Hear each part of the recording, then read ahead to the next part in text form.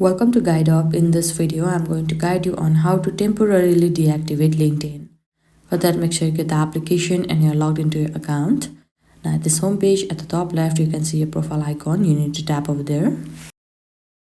And here, simply tap on settings at the bottom. Now you will be to this kind of interface. Now simply tap on account preferences. Now scroll at the end. And at the account management section, you can see two options, hibernate account or close account. If you close your account, it will be deleted permanently, but we are only about to deactivate temporarily, so we need to tap on hibernate account. Now this kind of interface will appear. You can simply read it. Hibernating your account deactivates it temporarily. You can reactivate it anytime after 24 hours by logging back in. After you are done, you can simply tap on hibernate. Now here you need to enter the reason. After you are done giving a reason, you can simply tap on next.